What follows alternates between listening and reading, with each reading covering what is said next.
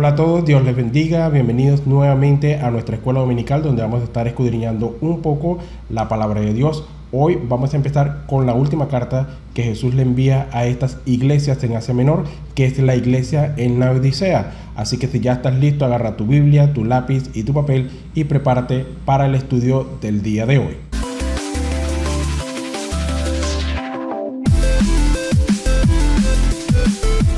La Odisea se encontraba a unos 65 kilómetros al sureste de Filadelfia y a unos 65 kilómetros al este de Éfeso.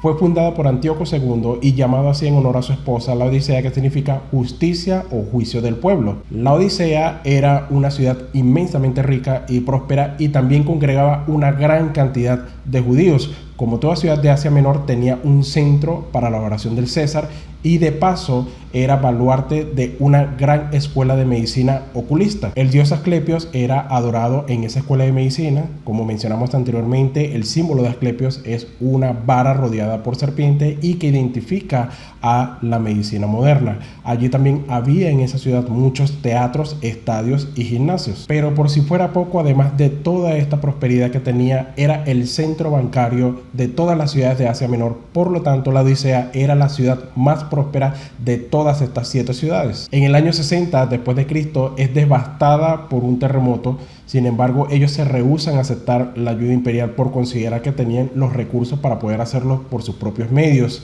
Ellos no necesitaban esa ayuda, no la querían y no la pedían. La Odisea era demasiado rica como para poder aceptar la ayuda de cualquiera. Y como un centro de comercio muy notable, entonces la Odisea se jactaba de 3 cosas, que era un centro bancario, su industria textil muy flamante y un ungüento para los ojos muy popular que era exportado a través de todo el Imperio Romano. A diferencia de otras iglesias, esta no tenía ningún tipo de problema por persecución, llevaban una vida pareja, llevaban una vida muy tranquila, tampoco tenían problemas de falsos maestros. La Odisea era una iglesia que sencillamente vivía acomodada por su riqueza material.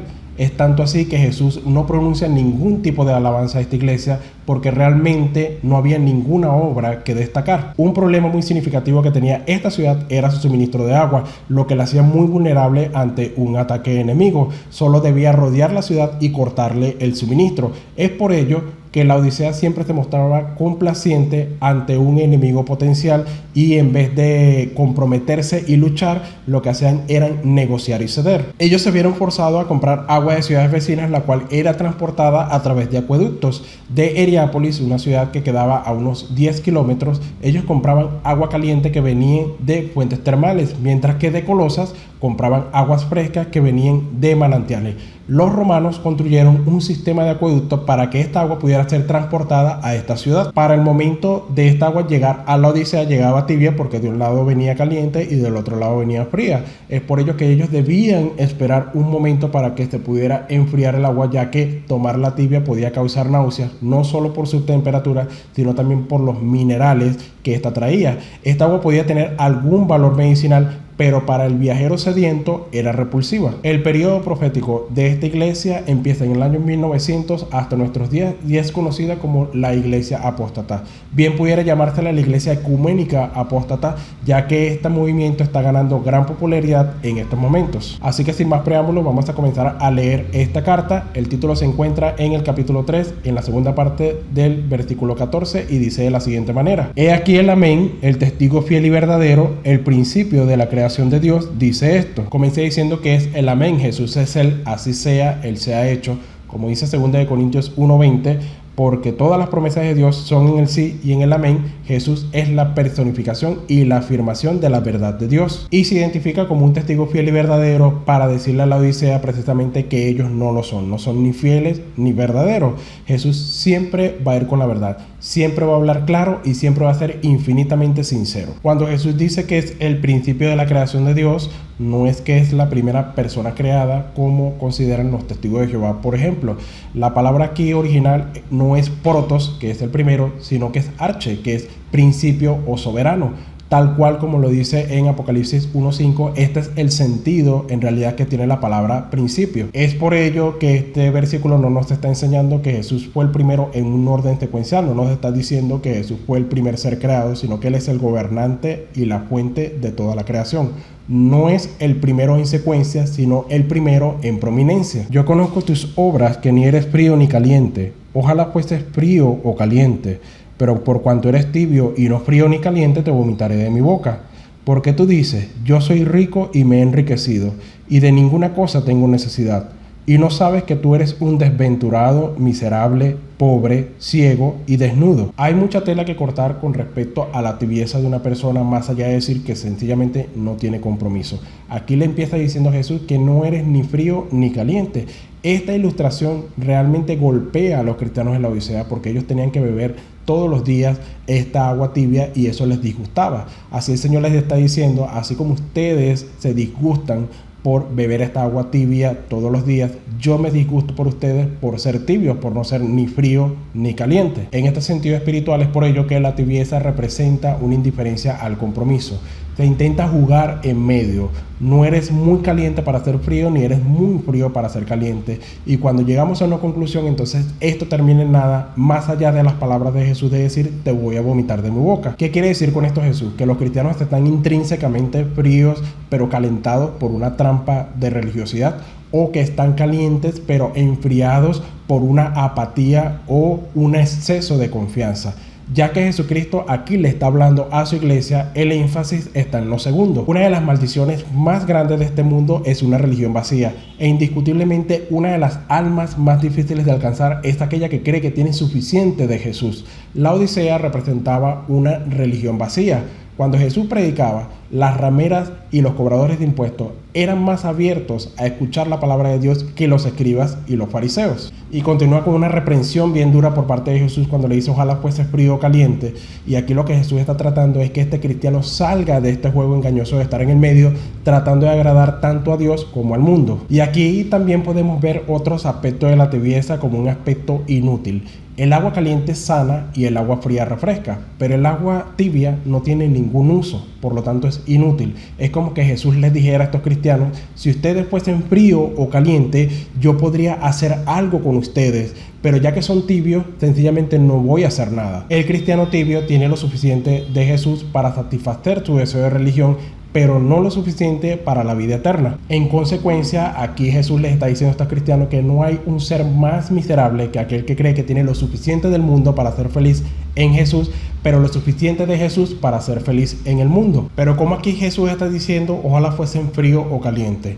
Nosotros conocemos a través de su palabra en Apocalipsis 3:19 que el Señor desea que nosotros seamos calientes, que tengamos un amor que arde por Él. Sin embargo, aquí le está diciendo a los cristianos en la Odisea, ya que no eres caliente, yo preferiría que fueras frío a que fueras tibio. Jesús puede trabajar con un corazón frío, llevándolo a sentir esa necesidad de poder regresar otra vez al fuego, al calor en Jesucristo. Sin embargo, una persona tibia considera que tiene lo suficiente para poderse proteger de ese sentimiento de necesidad. Es por ello que allí Jesús les está diciendo con ellos, no voy a hacer absolutamente nada. Hay que cuidarse entonces de esta condición espiritual porque es sin duda alguna la más peligrosa en la que puede caer un cristiano. Una persona que está tibia y ora se está burlando de Dios porque eso lleva a las personas a alejarse de Jesús. Cuando una persona quiere dar testimonio pero es tibia, ¿qué es lo que le está diciendo a las personas que no conocen a Jesús? Es una persona que profesa que va a ir al cielo pero que va a velocidad de tortuga. Es una persona que cree que hay un infierno pero que no tiene la suficiente sensibilidad como para ir a predicar su palabra para arrebatar almas de ese lugar. Ven a una persona que debe lidiar con realidades eternas pero que espiritualmente está medio dormido, y ven una persona que a pesar de haber profesado que ha pasado por un proceso de transformación, esta no es visible porque las personas que no conocen a Jesús sencillamente están viendo a un individuo que es la misma persona de siempre. Es por ello que debemos tener cuidado de caer en esta condición espiritual,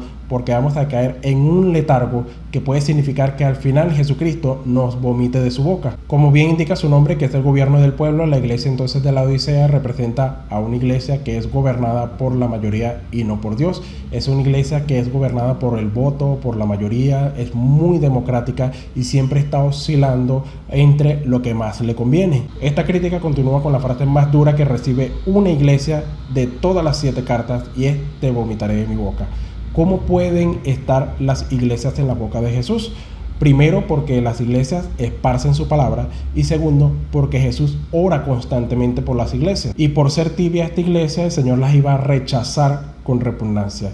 Qué terrible es entonces ser expulsados de la boca de Jesús. Santiago, en su capítulo 1, versículos 6 al 8, nos exhorta a no caer en el doble ánimo. Dice de la siguiente manera: pero pida con fe, no dudando con nada, porque el que duda es semejante a la onda del mar, que es arrastrada por el viento y echada de una parte a otra.